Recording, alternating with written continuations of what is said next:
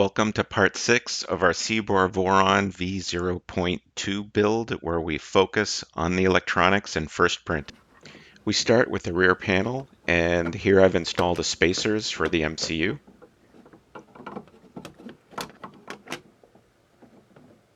Pay attention to the orientation of these side holes here, just to make sure you don't put the spacers on backwards.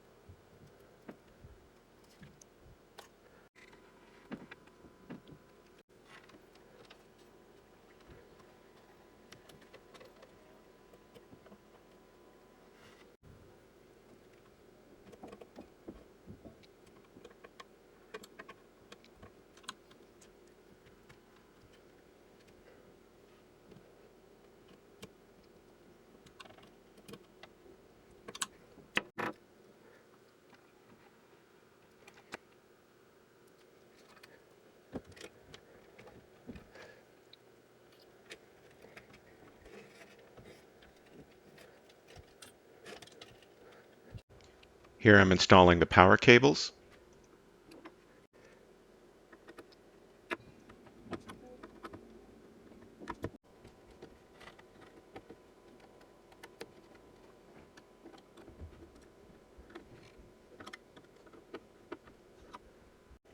And the bed heater.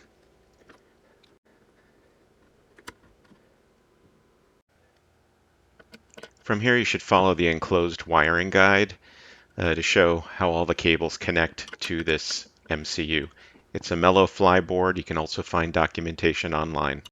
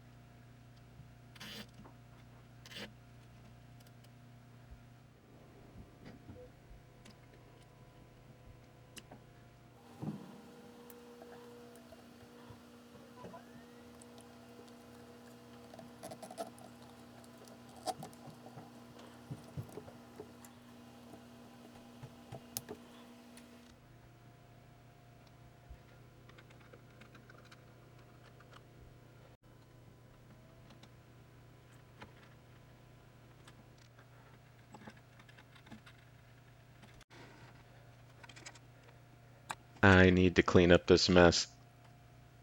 And make sure the SD card that came with the printer is installed. And then install the spool holder. And I still haven't gotten to these wires, but I will definitely clean these up soon.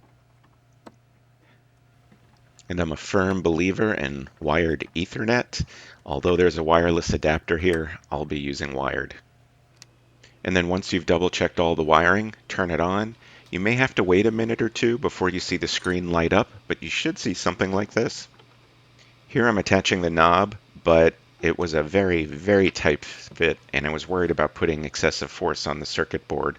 So one of the first things I'm going to do is print a new one with looser tolerances. Before you try your first print, there's a whole checkout procedure you need to go through to make sure everything's working properly on the printer, the motors are moving in the right direction, and so on. I've got a link in the description of this video. It's the standard Voron documentation about initial setup and starting up your printer. You absolutely positively have to work through that. So when you connect to your 3D printer with your web browser to this Voron V0.2, you may notice when you go into the settings, and if you select software updates, you can't because the software updates section doesn't exist. And so you want to be able to have this feature. You want Clipper, Moonraker, Fluid, and everything else to update. And so you're going to have to go in and make some changes. And the way you do that is in the CFG file. And then you go in and you select the Moonraker CONF file. And here I am selecting it. And once you go in, near the bottom of this file, it's not a large file, you'll see there are a couple of sections here. One of them is the Update Manager, where the auto refresh is set to true, and also Update Manager for Fluid is here, as well as subscription announcements for Fluid as well. So I'm going to include this in my GitHub. You'll see the link in the description. So you can make these changes to your moonraker.conf file. And then once you do, you hit save and restart. I already did, so I'm going to hit close. And then once you do, you go into settings, the software update menu option will appear, and now you'll have the ability to check for updates and update all or update individually. Go ahead, click check for updates, and then update all. And as soon as you do, you're going to get some serious error messages on the Clipper homepage, on the Fluid homepage. And those will look like this. And the problem here is you've updated Clipper on the host, which is the equivalent of a Raspberry Pi, but the MCU and the screen are on a version that's way too old. And so we'll need to fix those. And the way you do that is, well, we're going to update them. So we start by updating the Fly Gemini MCU, which is the one that comes with the Siboor CNC kit. And if you see here, it gives you step-by-step instructions on exactly what you need to do to build a new BIOS and then to flash it with this command line option down here. And once you do, you'll need to reboot. There's also a jumper that you need to pull out to do this with, and then go ahead and pull it back in and reboot. And then here I'm also showing you how to flash the display controller as well, which also has a controller that needs to be flashed. And again, follow the directions. It's fairly straightforward. The links are in the description. And once you do this and reboot, you should be okay to update. Another item you'll need to fix is the sensorless homing. As it was configured in the printer.cfg file, that would not work. So go into your printer.cfg file, and the settings that were here set for the SGT HRS, the auto homing settings, seemed to be fine. They worked for me. However, this homing override, I believe I had to replace, and in it, you see here where it references home X, home Y, and home Z. There wasn't a home Y, there wasn't a home Z, and home X was misnamed, and I had to make a few changes to it. So here's the home X I used, and there's the home, whoops, well, here I'm highlighting it, the home X that I used, the home Y that I use that is very similar, and then in addition, a home Z.